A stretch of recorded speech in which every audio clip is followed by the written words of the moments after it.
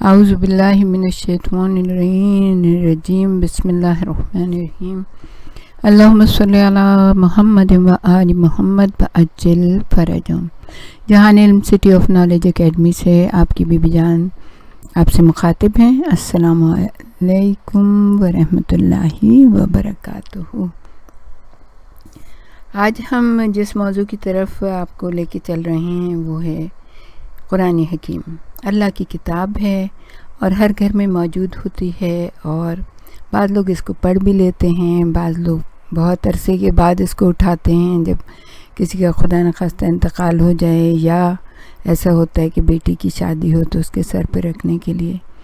لیکن قرآن حکیم جو ہے وہ کس لیے اترا ہے؟ وہ اس لیے اترا ہے کہ پروردگار عالم چاہتا ہے کہ ہم اس زندگی میں اپنے آپ کو بہت اچھے طریقے سے رکھیں، ہماری عادات، ہماری خصائل، ہمارے لیے دوسروں کی مدد کرنا، ہمارے لیے اس کتاب کے ذریعے اپنے اللہ کو سمجھنا، اس کے رسول کی اطاعت اور اتباع کرنا، اور اس کی اہل بیت کو اور جو ہستیوں نے جنہوں نے اللہ کی راہ میں کچھ بھی کام کیا ان کے بارے میں معلومات کرنا، اور زندگی بہترین طریقے سے گزار کے آخرت کی طرف روانہ ہو جانا، اور جتنا بھی اس سفر میں دنیا میں بھی اور آخرت میں جو بھی زیادہ راہ ہو وہ اس کتاب سے اور جنہوں نے اس پہ عمل کر کے دکھایا ہے ان سے حاصل کرنا ہے۔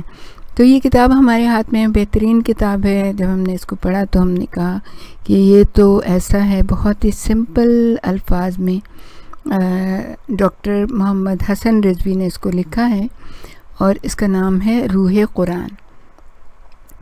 انہوں نے یہ ہے الہیات کے موضوع کے اوپر اس میں انہوں نے تمام چیزیں جو ہے نا رکھی ہیں، اصول اور فروع دین، فقہ، عمرانیات، اقتصادیات، اخلاقیات پر مشتمل جو منتخب آیات ہیں اس کا ترجمہ اور مختصر تفسیر انہوں نے پیش کی ہے، لیکن وہ اتنی سمپل اور اتنی اچھی ہے، پروردگار عالم ان کو بھی اس کا اجر و ثواب دے، اور ان کی والدہ اور والد مرحوم جن کا نام انہوں نے لکھا ہے کنیز رضا حیدر زیدی، پھر مرحوم سید امیر حیدر زیدی، مرحومہ سید کنیز حسن زیدی، اور ان کے لیے ہم ایک بار سورہ فاتحہ 3 مرتبہ سورہ اخلاص کی تلاوت کریں، اور تاکہ جو ہے پروردگار عالم ان سب کو اپنے جوار رحمت میں جگہ دے، اور مرحوم اور جو جتنے بھی مرحوم ہیں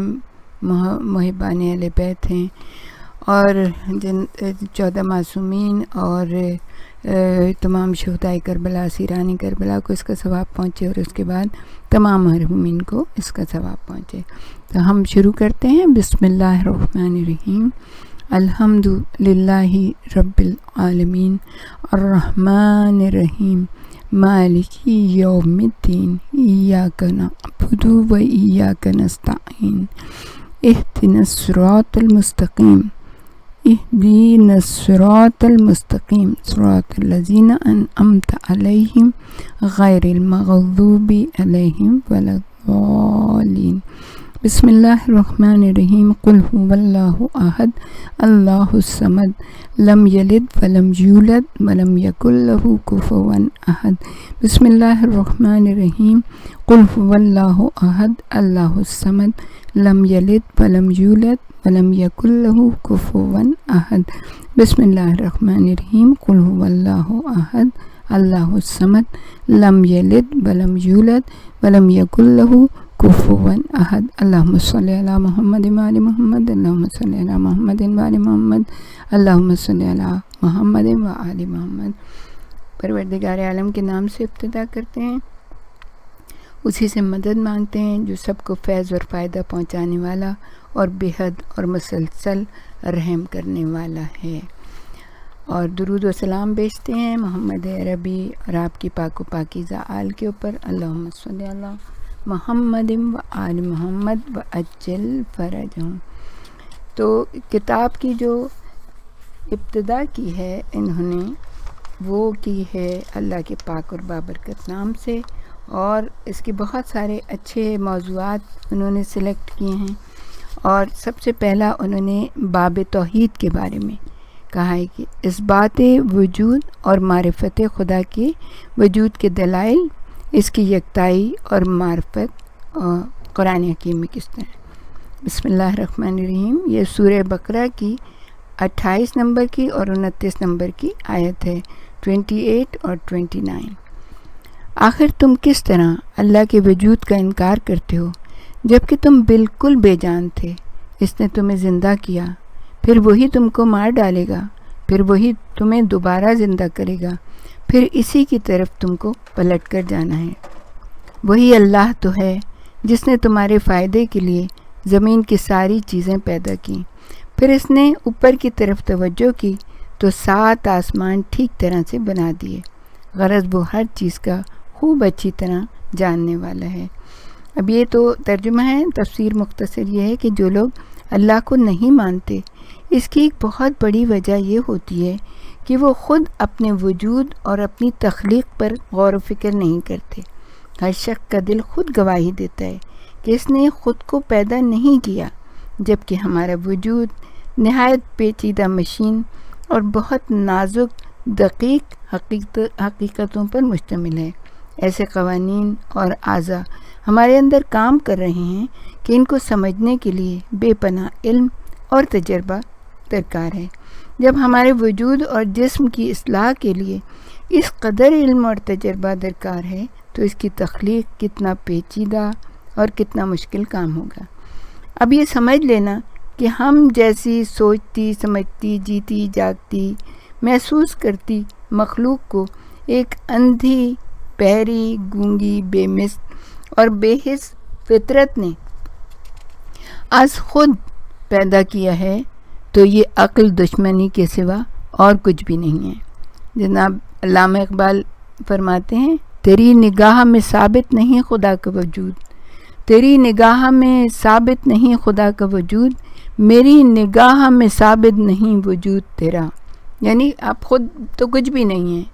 اگر آپ اللہ کو نہیں مانتے تو اس کا مطلب ہے کہ آپ کا وجود ہی نہیں ہے۔ زندگی کے بعد موت کا مرحلہ آتا ہے۔ ہمارے کتنے ہی عزیز، دوست، رشتہ دار، بزرگ موت کی آغوش میں چلے جاتے ہیں۔ ہم خود ان کو دفن کر کے آتے ہیں اور اس کے بعد وہ ہمیں اپنے درمیان کبھی نظر نہیں آتے۔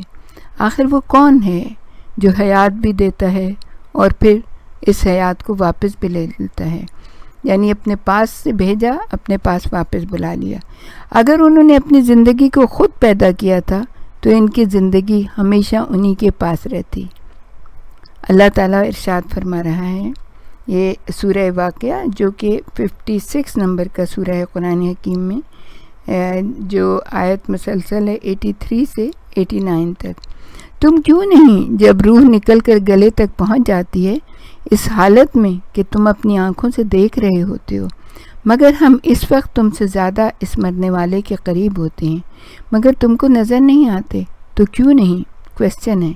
اگر تم کسی کے محکوم نہیں ہو اور اگر تمہیں جزا اور سزا ملنے والی نہیں ہے تو جب مرنے والے کی روح حلق تک پہنچ جاتی ہے اس وقت اس کی نکلتی ہوئی جان کو واپس کیوں نہیں لے لیتے؟ اگر تم سچے ہو، اگر وہ مرنے والا بریکٹ میں خدا کے مقربین میں سے ہوتا ہے تو اس کے لیے راحت ہی راحت ہے، آرام ہی آرام ہے، عمدہ سے عمدہ رزق اور نعمتوں سے بھری جنت کے سرسبز و شاداب اور گھنے باغات ہیں۔ پھر عقل سے کام لینے کا حکم قرآن کیا کہہ رہا ہے؟ تمہارا اللہ ایک ہی ہے، اس سب کو فیض اور فائدہ پہنچانے والے اور بے حد مسلسل رحم کرنے والے کے سوا کوئی اللہ نہیں۔ حقیقت یہ ہے کہ جو لوگ عقل و شعور سے کام لیتے ہیں ان کے لیے آسمان و زمین کی پیدائش میں، رات دن کے مسلسل ایک دوسرے کے بعد آنے جانے میں، ان کشتیوں میں جو انسانوں کو فائدہ پہنچانے والی چیزوں کو لیے ہوئے سمندر میں چلتی پھرتی ہیں، اس پانی میں جسے اللہ نے آسمان سے برسایا، پھر اس کے ذریعے زمین کو بے جان ہونے کے بعد زندگی بخشی، پھر زمین پر ہر قسم کے چلنے پھرنے والوں کو پھیلا دیا۔ اس کے علاوہ ہواؤں کے ہیر پھر گھومنے پھرنے میں اس پانی میں جسے اللہ نے آسمان سے برسایا پھر اس کے ذریعے زمین کو بے جان ہونے کے بعد زندگی بخشی، پھر زمین پر ہر قسم کے چلنے پھرنے والوں کو پھیلا دیا۔ اس کے علاوہ ہواؤں کے گھومنے پھرنے میں اور ان بادلوں میں جو آسمان اور زمین کے درمیان تابع فرمان بنا کر رکھے گئے، خدا کے وجود، اس کی حکمت، رحمت، عظمت کی بے شمار دلیلیں، آثار اور نشانیاں موجود ہیں۔